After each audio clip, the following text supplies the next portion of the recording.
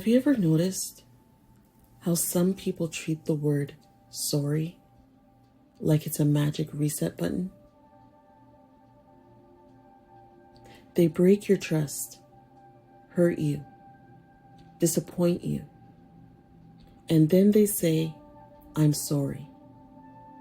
And just like that, they expect everything to go back to normal, as if nothing ever happened. But forgiveness isn't supposed to be a free pass. And endless forgiveness without real change can quietly eat away at your self-worth. Let me share a story with you about a man named Darius. Darius was the kind of person who always saw the good in people, maybe too much. His friends called him the forgiver because no matter what anyone did, he always gave them another chance. But there was one person in his life who tested that forgiveness more than anyone else: his childhood friend, Marcus. They had been inseparable growing up, through school, through hardships, through good times and bad. But somewhere along the way, Marcus developed a pattern. He'd make mistakes, big ones, and then lean on Darius's loyalty to smooth them over. He'd borrow money and never pay it back.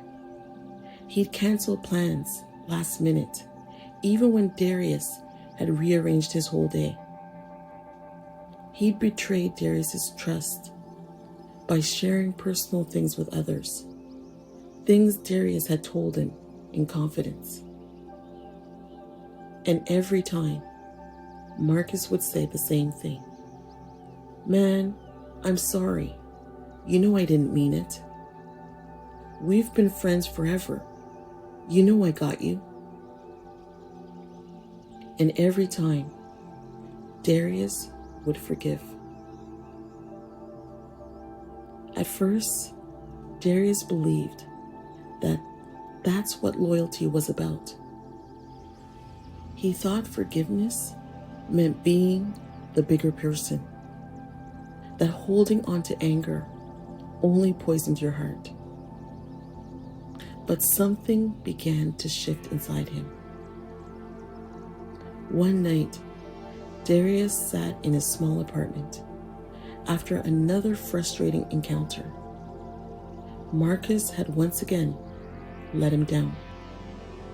And once again, sorry had been tossed out like a band-aid over a deep cut. And Darius realized something. It wasn't that Marcus was incapable of change. It was that he had no reason to. Why would he? Every time he said sorry, Darius wiped the slate clean. There was no accountability, no growth, just a cycle that kept repeating itself. That realization hit him hard. By endlessly forgiving someone who didn't respect him enough to change, Darius wasn't being kind. He was abandoning himself. So the next time Marcus came around with another story, Darius did something different. He didn't yell. He didn't make a scene.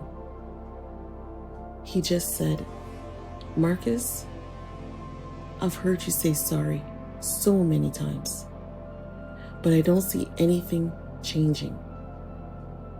I can't keep giving forgiveness to someone who treats it like a reset button instead of a reason to change. I still care about you, but I need to care about myself too.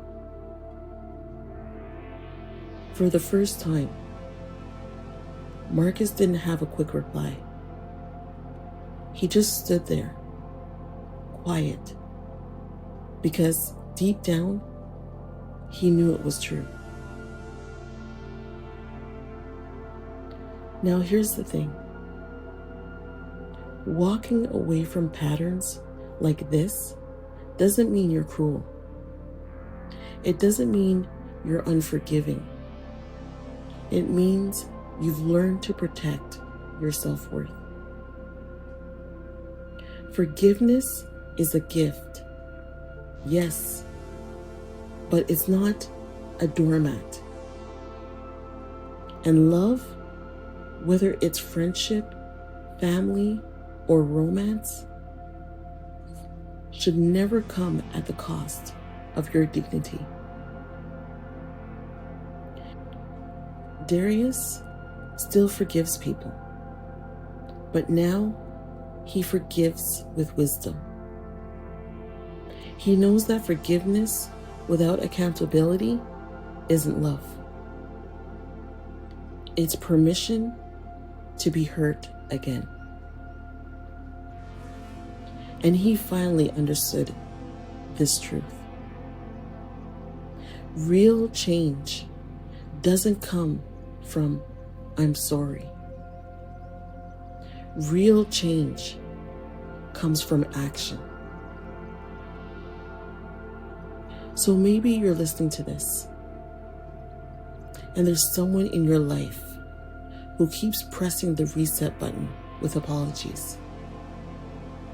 Maybe you've been given chance after chance, hoping things will be different.